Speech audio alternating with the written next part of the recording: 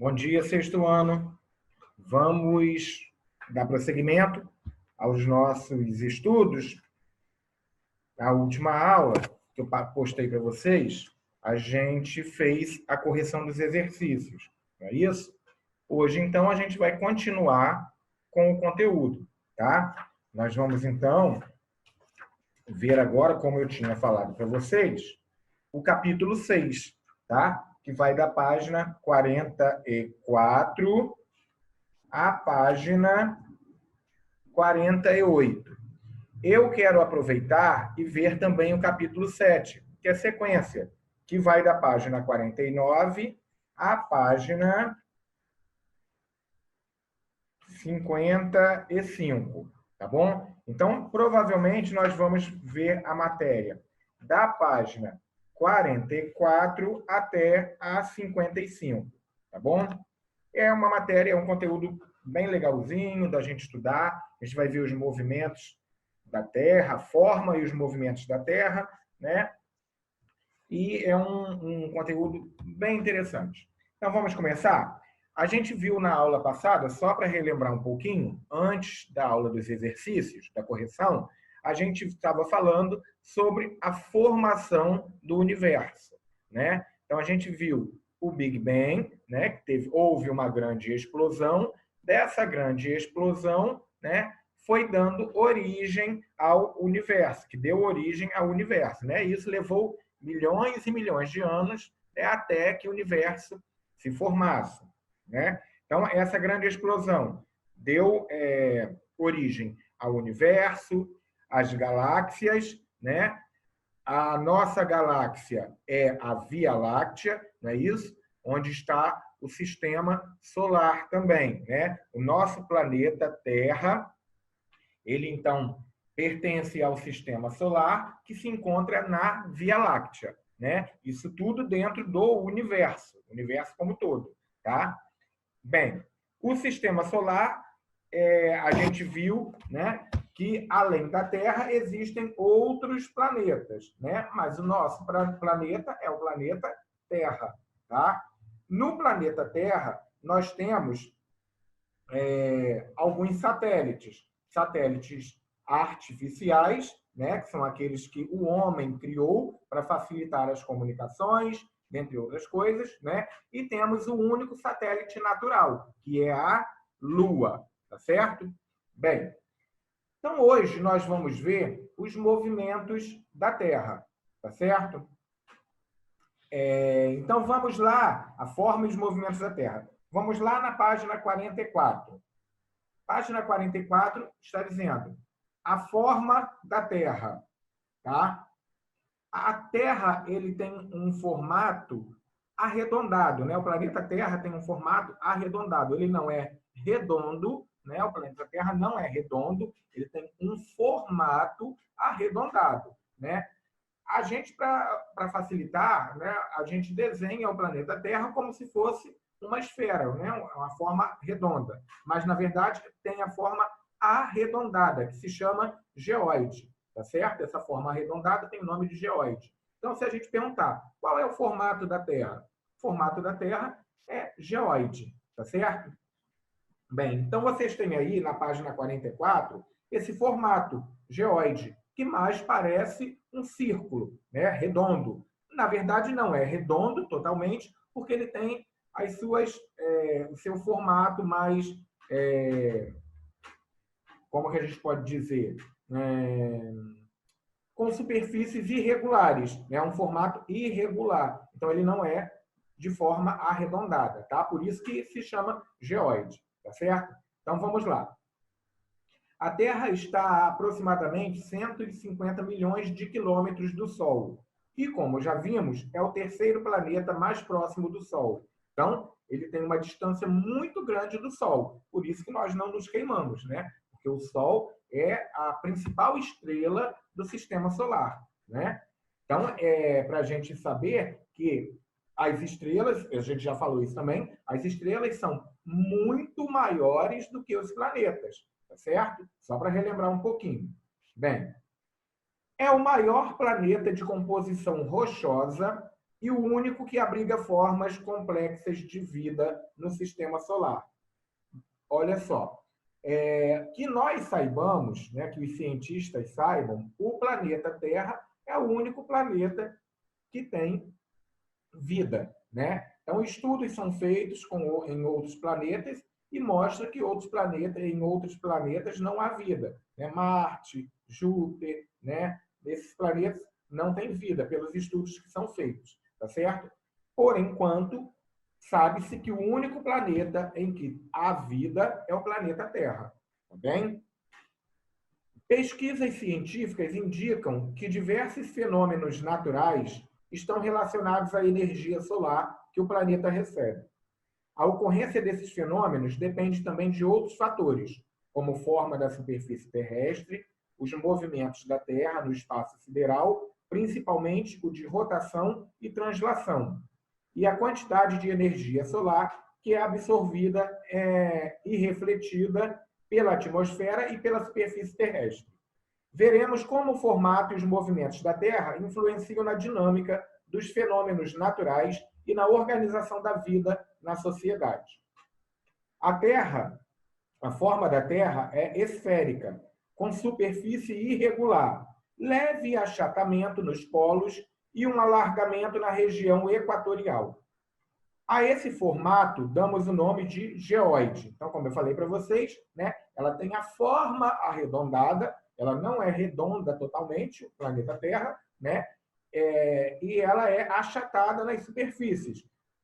Ela tem uma forma irregular, né? Por isso ela não é redonda. E esse formato da Terra é chamado de geóide, tá bom? Observando da própria superfície terrestre, é quase impossível perceber sua forma. Os gregos antigos, ao observarem que a extremidade do mastro dos navios era a primeira parte a aparecer ou a última a desaparecer no horizonte, chegaram à conclusão de que a Terra era curva.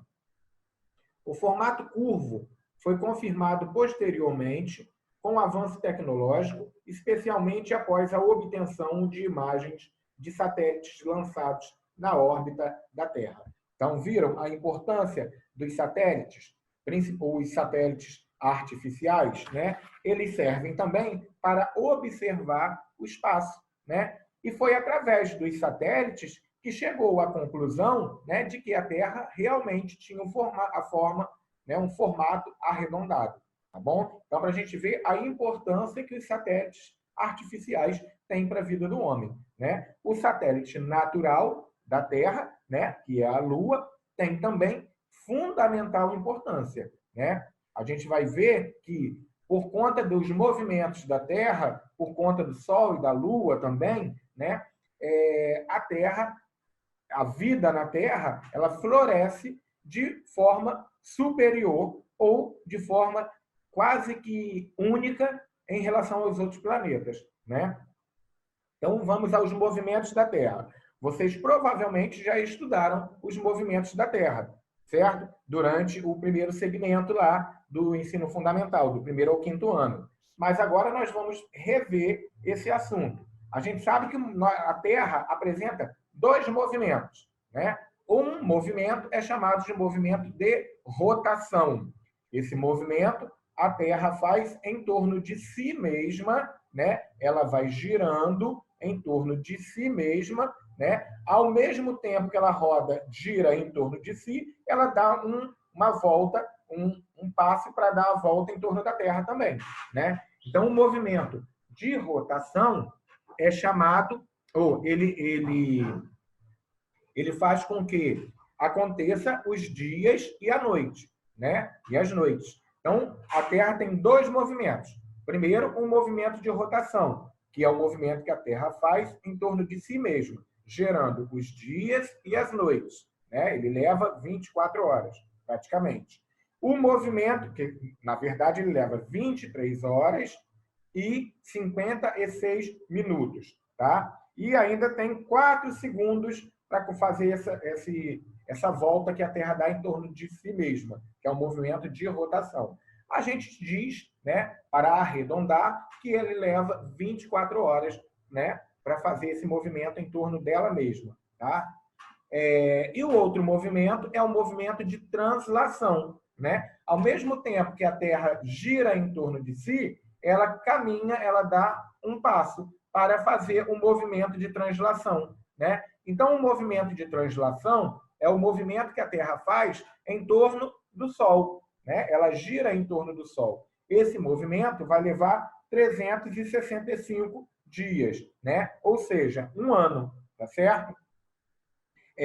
O movimento de rotação e o movimento de translação, eles são importantíssimos, como nós vamos ver agora, né, para os fenômenos que acontecem na Terra. As estações do ano, né, as fases da Lua, tá? Isso tudo é influenciado por conta dos movimentos que a Terra faz, certo? Então, a Terra ela não fica parada no espaço, ela está sempre em movimento. Tá bom? Então, vamos lá? Movimentos da Terra. Com todos os outros planetas, a Terra também se move.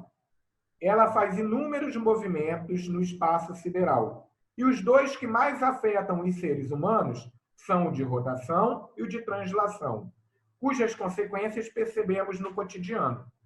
O movimento de rotação é o que a Terra executa em torno de si mesma, ou seja, ela gira em torno de um eixo imaginário no sentido oeste-leste. Esse movimento tem duração de 23 horas, 56 minutos e 4 segundos, a uma velocidade aproximada de 1.675 km por hora. No entanto, para efeito de contagem do tempo, considera-se a duração de 24 horas, ou seja, um dia. Esse movimento gera a sucessão de dias e noites. Então, eu falei para vocês, né, que o movimento de rotação, ele dura, em média, 24 horas, né, e faz com que aconteça os dias e as noites, tá? Vocês podem grifar esse parágrafo aí para vocês destacarem esse parágrafo, tá? O que é o movimento de rotação, tá certo? Bem, continuando. Embora o movimento de rotação seja feito em grande velocidade, se compararmos a velocidade dos carros, por exemplo, não conseguimos percebê-los. É por isso que temos a impressão de que o Sol é que se desloca ao redor da Terra e não o contrário, né? Então, a Terra, vocês viram que ela gira numa velocidade muito grande. Imagina se nós estivéssemos dentro de um carro e o carro chegasse a 1.675 km por hora. Né? Quando o carro chega a 140, a gente já está praticamente voando, né? Assim que falam, né? Nossa, pare, você está correndo demais, né? Porque o carro já está a 140 km. Imagina o carro chegar a 1.675 km por hora. Esse é o movimento, né, que a Terra faz, tá? É a velocidade que a Terra utiliza para fazer um movimento de rotação. Nós não sentimos, né, porque a Terra ela é muito grande, então acaba que nós, seres humanos não sentimos esse movimento. Mas agora, nesse momento, ela está girando a 1.675 km por hora, tá certo? Agora ela está girando e a gente não está sentindo, né? Tá tudo parado, ó. Nada roda, né, onde nós estamos, né? Mas ela está girando a 1.675 km por hora, tá bom? Vamos lá. A rotação terrestre é muito importante para a manutenção da vida na Terra. Esse movimento possibilita a alternância da exposição à radiação solar, pois se somente um lado da Terra ficasse voltado para o Sol, a temperatura nesse lado ficaria muito elevada, enquanto no outro lado haveria apenas temperaturas muito baixas. Certo? Se nós tivéssemos, né? Olha só, um exemplo aqui, né? A Terra ou o Sol, faço de conta que essa vela seja o Sol, né? E pode ser até isso aqui mesmo, olha só. O Sol e aqui o planeta Terra, né? Se nós tivéssemos esse lado de dentro aqui, né? Esse lado voltado para o Sol, olha, só esse lado aqui seria aquecido. Esse lado que estaria do outro lado não ficaria aquecido, seria muito gelado, enquanto este lado de dentro ficaria muito quente, né? Então é por isso que se diz que Por isso que a Terra precisa fazer os movimentos, não é? Para que os dois lados permaneçam, né? Olha só, faça de conta, né? Que aqui seja o planeta Terra, né? Então, ó, esse lado, o lado amarelinho agora, ó, o lado amarelinho está voltado para o Sol, né? Então, se a Terra fosse parada, se ela não fizesse nenhum movimento, só o lado amarelinho ficaria quente.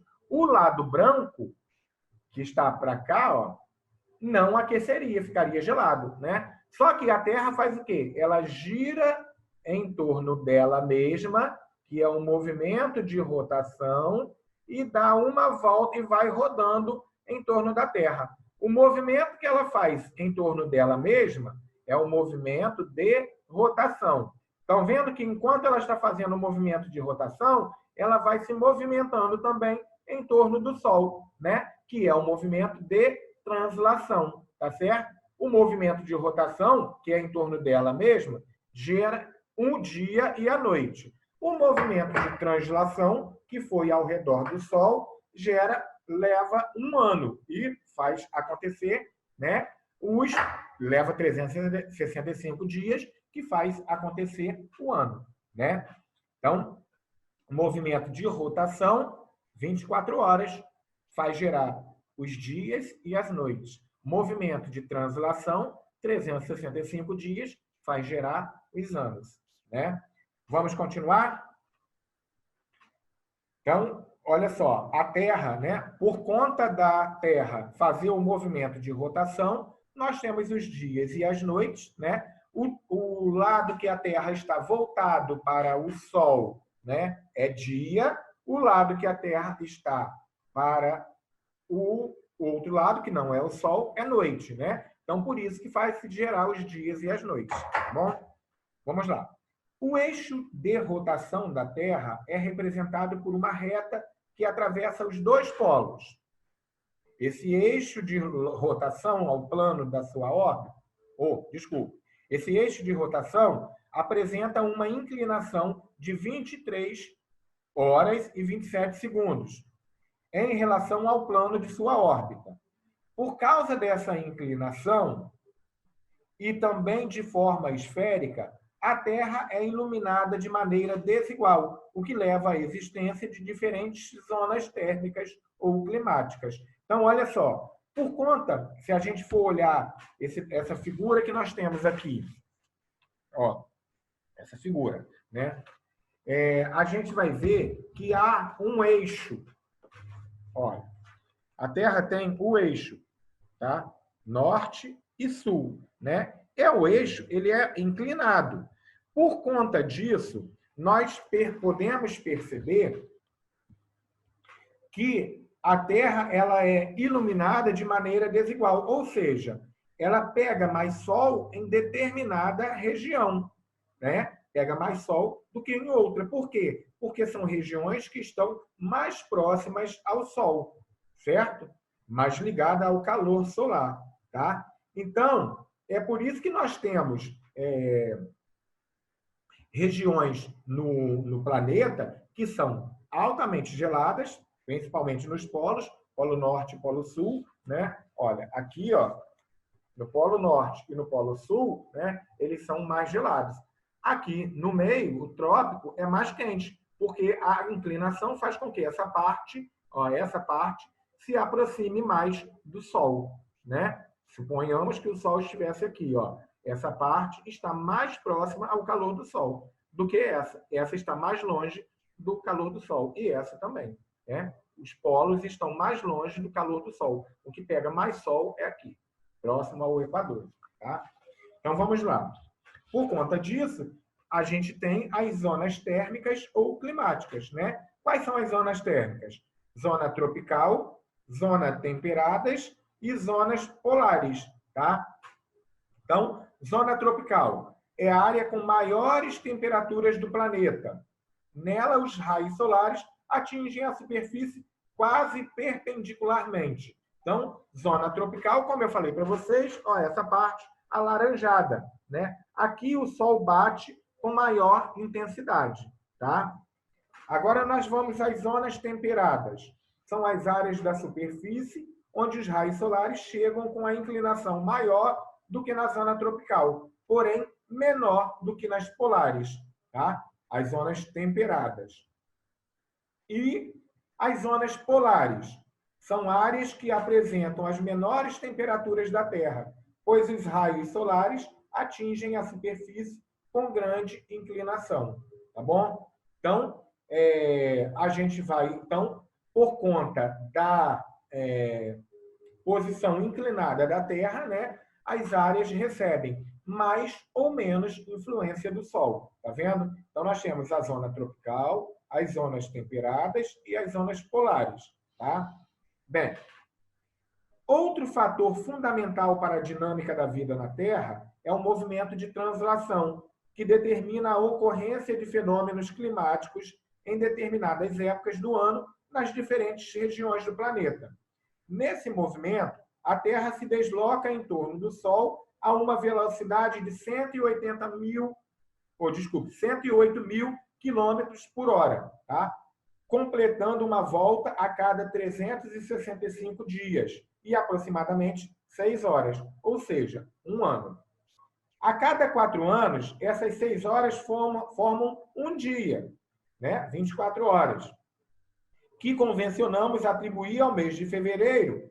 Assim, a cada 4 anos, 366 dias, que seria o ano bissexto, tá? Então, é por isso que a cada 4 anos, o mês de fevereiro, ele tem mais um dia, tá? Porque é o ano, a gente chama de ano bissexto, tá certo? Então, o ano bissexto é o ano que tem 366 dias, né? E não 365 dias, conforme o normal. Então, a cada 4 anos, nós temos o ano bissexto, tá? Por conta do movimento de translação da Terra, tá certo? Que faz acontecer o ano bissexto a cada 4 anos. Aqui, ó, vocês estão vendo nesse desenho, né, a volta que a Terra dá em torno do Sol, né, que é o movimento de translação, tá? Então, a Terra vai fazendo o movimento de rotação e, ao mesmo tempo, o movimento de translação, tá? Ao mesmo tempo que ela roda em torno de si mesma, que é o movimento de rotação, a Terra também vai caminhando para rodar em torno do Sol, tá? Bem, vamos para a página 46. Na página 46, nós temos lá em cima a translação da Terra associada à inclinação do eixo leva à variação de incidência dos raios solares na superfície, o que origina as 4 estações do ano: primavera, verão, outono e inverno. Na sequência, as estações ocorrem de forma inversa, nos hemisférios norte e sul, também por causa da inclinação do eixo terrestre. Então, a gente vê que o movimento de rotação faz com que ocorra, o movimento de translação faz com que ocorra as 4 estações do ano, né? Então, o movimento de translação, ele é importante, né? Mais uma importância do movimento de translação é gerar as 4 estações do ano. Por quê? A gente vai vendo que a cada mês do ano a Terra se encontra num determinado local. Isso todas as vezes, todos os anos é da mesma forma, né? Então, olha bem, se em dezembro, 22 de dezembro, 22 de dezembro, pleno verão, a Terra se encontra nesta localização, né? Depois ela vai girando e vem para aqui, ó. Então, aqui nós temos o verão. Depois vem o outono, depois o inverno, depois a primavera e novamente o verão, né? Então a Terra vai movimentando-se, né? E a cada mês, certo? Todo ano naquele mesmo mês, né? É por isso que nós temos as estações do ano, tá? Primavera, verão, outono, inverno, né? Então, ó, verão, outono, inverno, primavera. Verão, outono, inverno, primavera. Todos os anos, né, ela vai fazer, nesta mesma época, acontecer as estações do ano. Tá certo? Vamos lá. Observe na figura ao lado as diferenças nas áreas de inclinação dos raios solares no planeta no movimento de translação. Então, por causa dessa inclinação, né, é que acontecem as estações do ano. A data de 20 a 21 de março marca o início da primavera no hemisfério norte e do outono no hemisfério sul.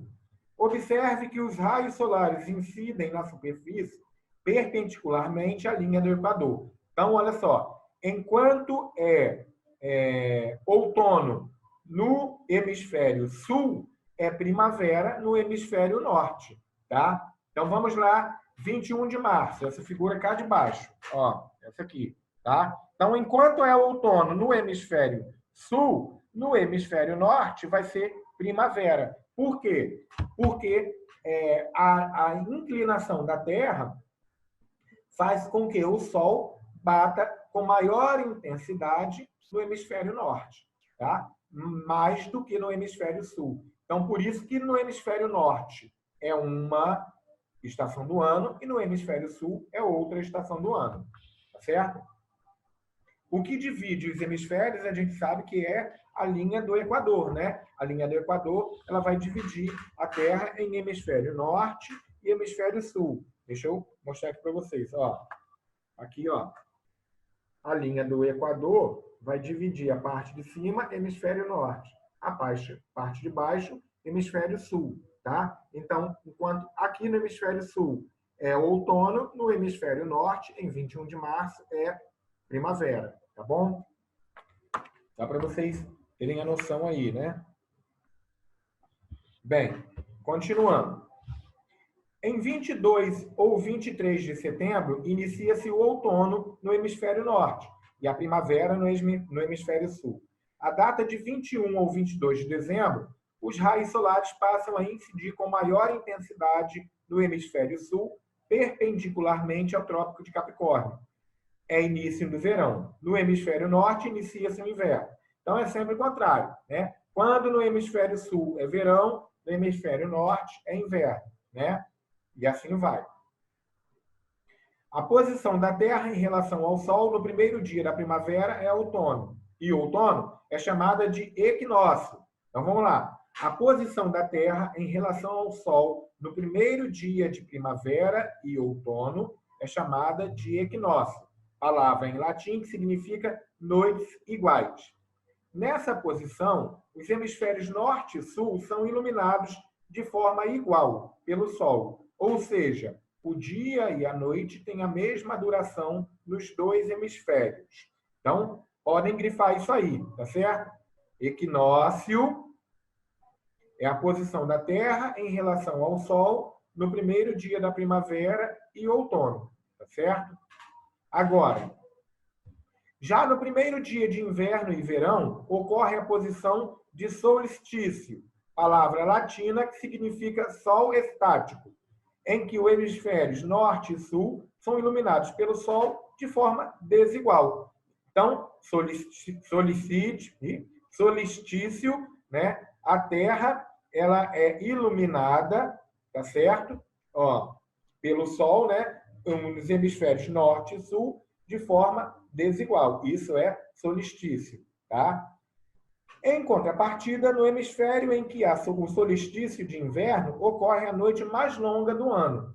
Ontem até eu estava assistindo um filme de terror, óbvio, e nesse filme de terror estava passando a noite do solstício de inverno, né? Que tem a noite mais longa do ano, tá? Outra consequência da inclinação do eixo terrestre associada aos movimentos de rotação e translação da Terra é o fenômeno conhecido como Sol da Meia-Noite.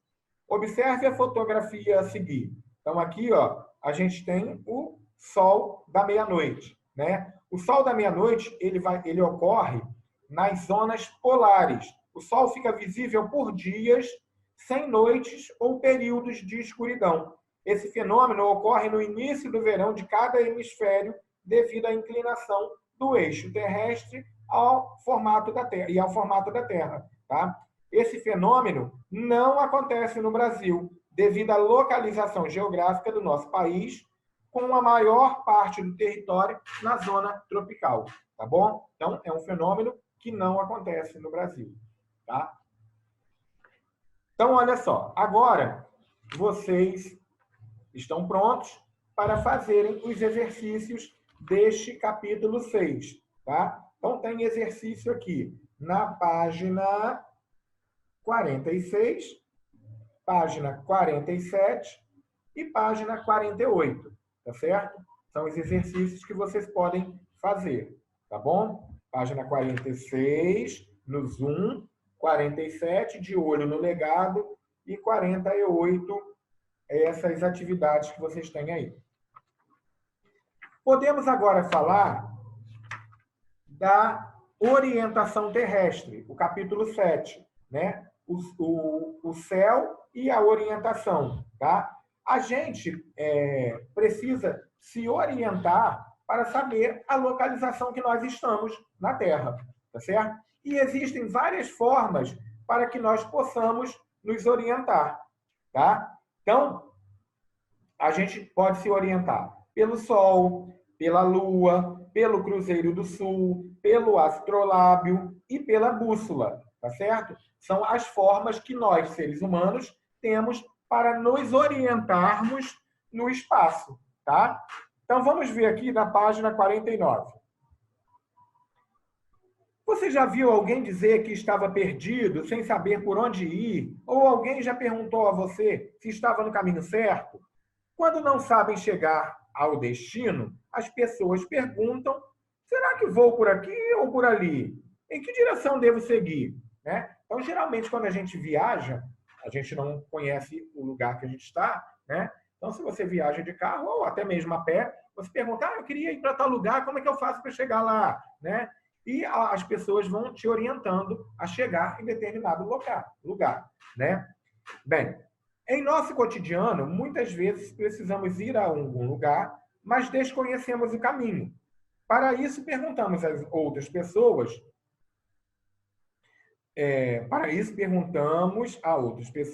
Nos informamos por meios de mapas ou utilizamos a internet como fonte de informação.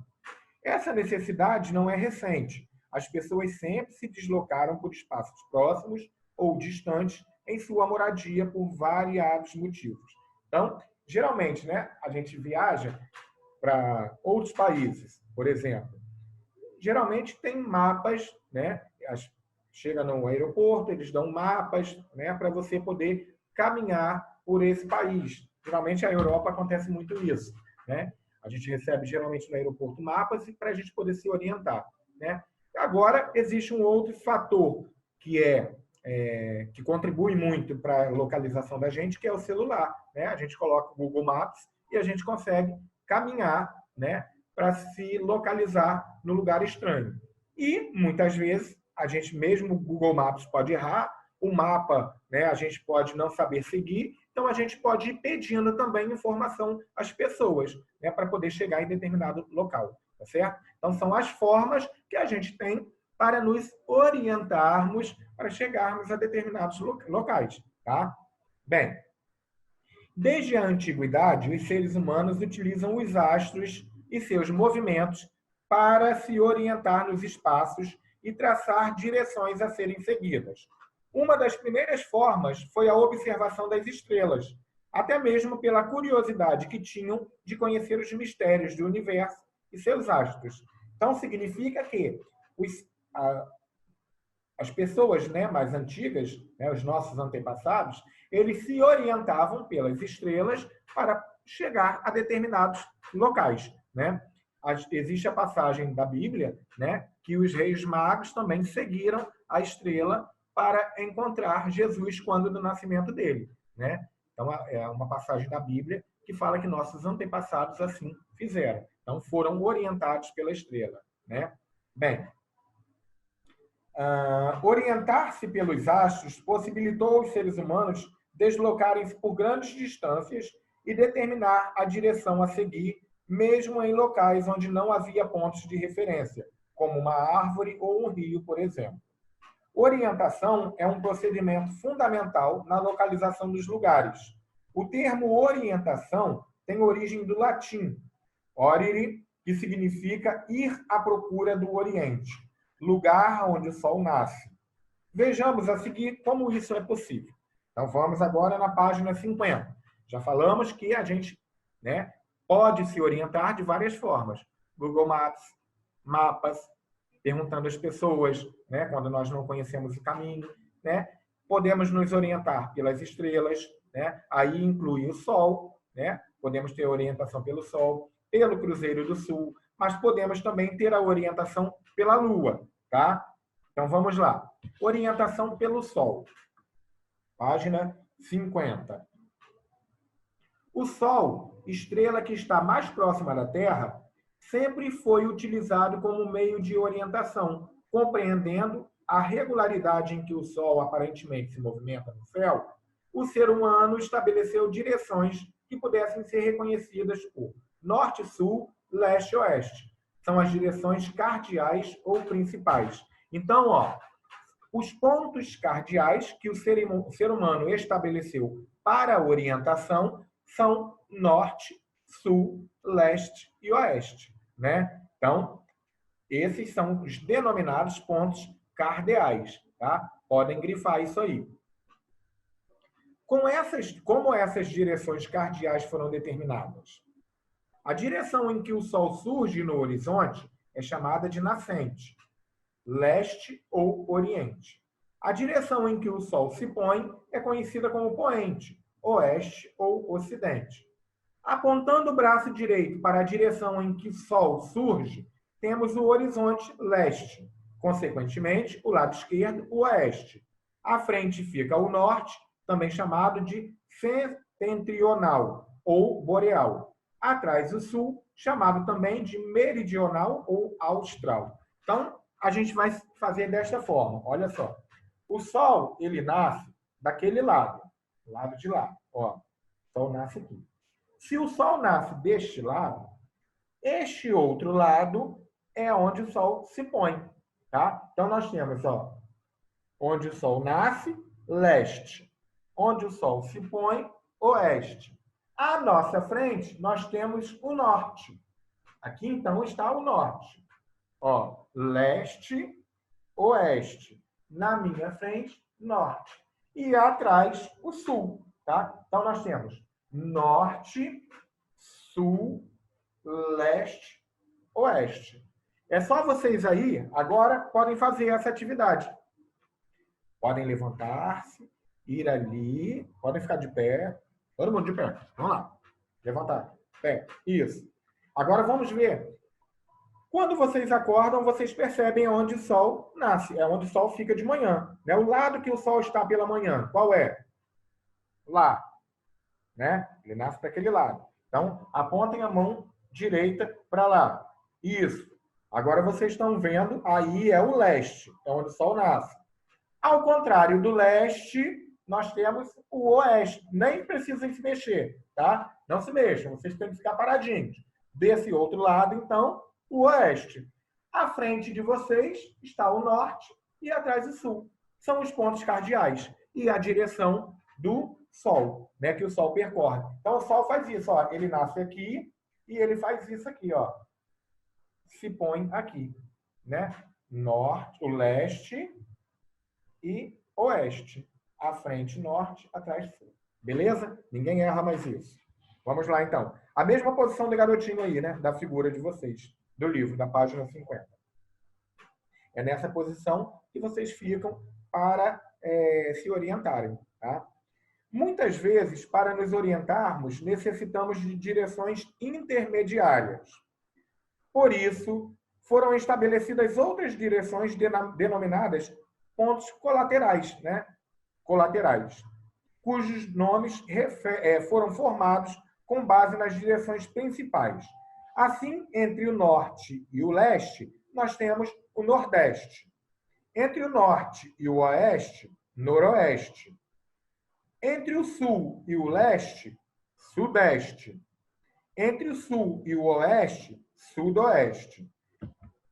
Há ainda as direções subcolaterais, situadas entre as cardeais e as colaterais. Todas essas direções são representadas em um desenho denominado rosa dos ventos ou rosa dos rumos. Ela é utilizada para orientação em mapas e plantas. Então, nós temos aí a orientação pelo Sol. Primeiro, nós temos os pontos cardeais: norte, sul, leste e oeste. Só que entre esses pontos cardeais vão aparecer os pontos colaterais. Vou fazer para vocês. Ó. Vocês têm. Olha só. Aqui. Já tem até... Eu ia escrever, mas nem preciso. Então, nós temos os pontos cardeais, né? Norte, sul, oeste, leste, né? Norte, sul, oeste, leste. Aí nós temos aqui os pontos colaterais: nordeste, sudeste, sudoeste, noroeste, né? Então nós temos, ó, deixa eu ficar de frente para poder ler melhor para vocês.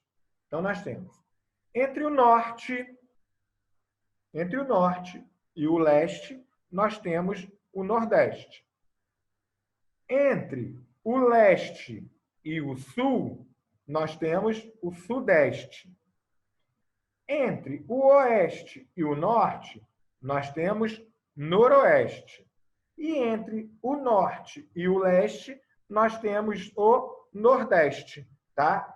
Então, por isso que nós falamos, se a gente colocar a rosa dos ventos em cima do mapa do Brasil, nós vamos ter as regiões que a gente conhece no Brasil, né? A gente fala, região Nordeste, né? É porque ela fica mais para o Nordeste se colocar a rosa dos ventos no Brasil. Região Sudeste fica mais ao Sudeste.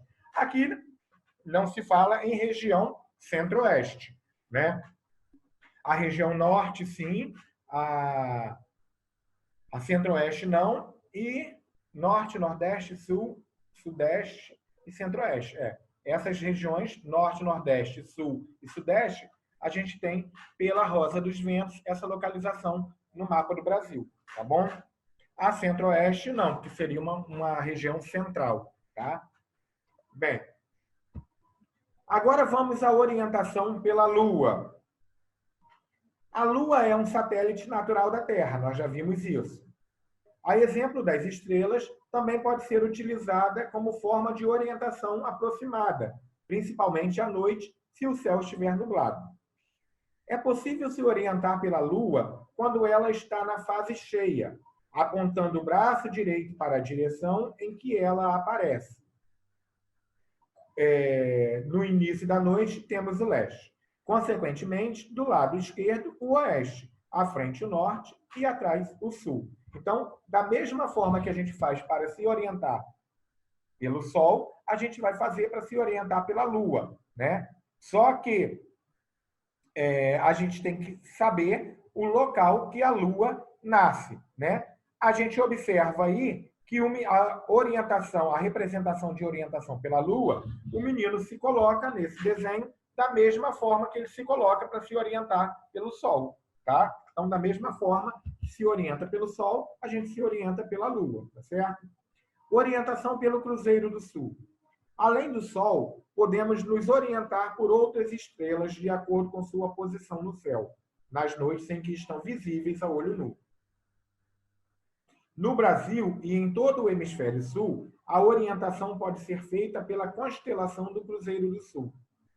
O nome dessa constelação refere-se à disposição das estrelas no céu que lembra uma cruz, forma que foi imaginada pelos navegadores portugueses na época das grandes navegações. Tal característica facilita sua localização. Muitos povos, desde a antiguidade, utilizavam essas estrelas para a orientação. Então, olha só, essa é a orientação pelo Cruzeiro do Sul, né? É um conjunto de estrelas que tem no céu que faz a forma de uma cruz. Se vocês olharem à noite para o céu, vocês vão perceber que existe o Cruzeiro do Sul, em noites estreladas que o céu não esteja nublado. Da mesma forma que a Lua, né? O céu não pode estar nublado nessas duas situações. Senão não tem Lua e nem tem Cruzeiro do Sul, né? Nem tem estrelas aparentes no céu, tá? Então, os grandes navegadores, na época das grandes navegações, da descoberta da América, né, da descoberta do Brasil, né? Os navegadores, eles viajavam, né, as viagens marítimas deles, eles se orientavam utilizando o Cruzeiro do Sul, né? Era uma das formas que eles tinham para se orientar no mar, tá? Além, né, da bússola, mais tarde, do astrolábio, eles se orientavam pelo Cruzeiro do Sul, tá bom? Para orientar-se pelo Cruzeiro do Sul, é preciso procurar a estrela mais brilhante dessa constelação, a estrela de Magalhães. A partir dessa estrela, prolongue 4,5 vezes o braço maior da cruz, encontrando o Polo Sul celeste. Para encontrarmos o sul geográfico, basta traçar a linha perpendicular até o horizonte. Com base na direção sul, é possível estabelecer as demais. Então, olha só, aí o menino está de frente para o Cruzeiro do Sul, né? Ele ficou de frente para o Cruzeiro do Sul. Ele encontrou, né, a estrela chamada Estrela de Magalhães, né, que é a estrela mais brilhante da constelação. Ele ficou de frente, ele encontrou, então, encontrou o sul geográfico, né? Então, com base na direção sul, é possível ele estabelecer, então, as demais localizações, tá certo? Agora, voltando, vamos aí para as formas das constelações no céu.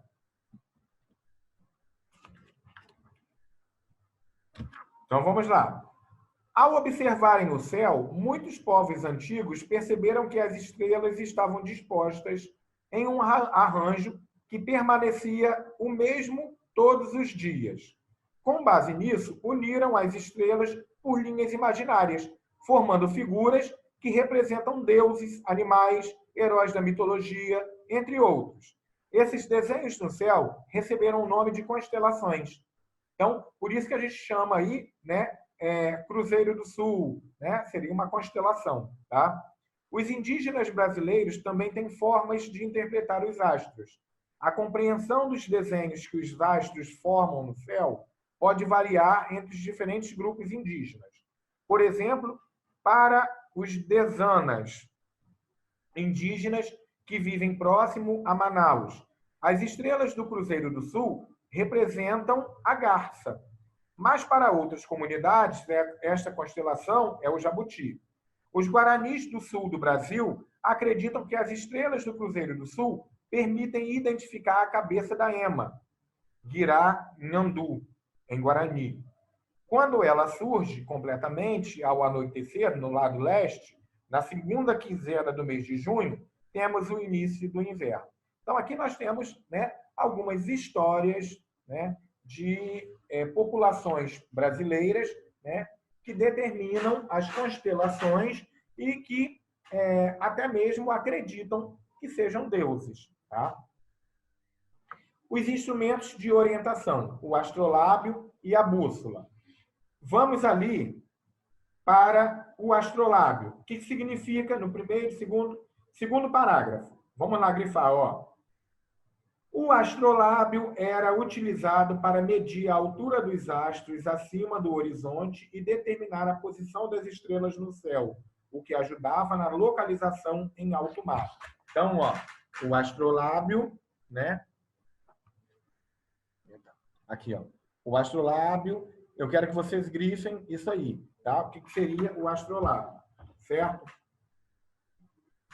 Então, era utilizado para medir a altura dos astros acima do horizonte e determinar a posição das estrelas do céu, o que ajudava na localização em alto mar. Os navegantes, né, utilizavam esse instrumento para se orientar no mar. A bússola é um instrumento de orientação utilizado até hoje. Foi inventado pelos chineses há cerca de 4.000 anos. Contudo, foi por volta do século XVII que ela passou a ser utilizada nas navegações marítimas. Tá? Também podem grifar, que é a bússola.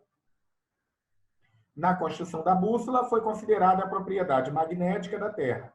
A bússola é parecida com um relógio, porém tem um único ponteiro e uma rosa dos ventos no centro. O ponteiro é uma agulha imantada, age como um ímã, que sempre aponta para o norte magnético da Terra. Com base nessa indicação, podemos estabelecer as demais direções cardeais. Então, a gente tem aqui a bússola desempenhando o seu papel, né, numa viagem marítima, tá? Bem, meninos, com isso, nós vamos ficar por aqui. Nós, então, estudamos os capítulos, né, 6 e 7, tá? Vocês podem fazer, então, os exercícios do capítulo 6, nós já falamos, né? E agora, do capítulo 7, vocês podem fazer da página 54 e 55. 54, 55. Podem fazer também a 56 e a 57, tá? Que é uma retomada dos conteúdos que a gente viu nesses dois capítulos da unidade, aliás, dos 3 capítulos da unidade 2, tá? Capítulos 5, 6 e 7. Fechamos, então, a unidade 2. Se vocês quiserem fazer a experiência que tem aqui na página 53, vocês podem fazer. E, se quiserem, vocês podem fazer, gravar e postar no grupo de WhatsApp, que eu vou verificar as experiências que vocês fizeram, tá bom?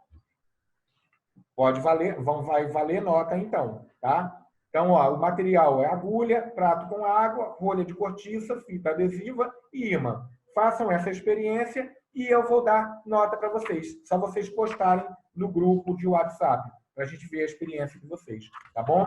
Sempre com cuidado para não se espetar com a agulha, né? Não pode ficar brincando com a agulha para se espetar, beleza? Bem, então façam os exercícios, façam a experiência e postem no WhatsApp que eu vou dar nota para vocês, tá? Mais uma vez, para vocês fiquem com Deus e bom final de semana, tá? Até a próxima aula.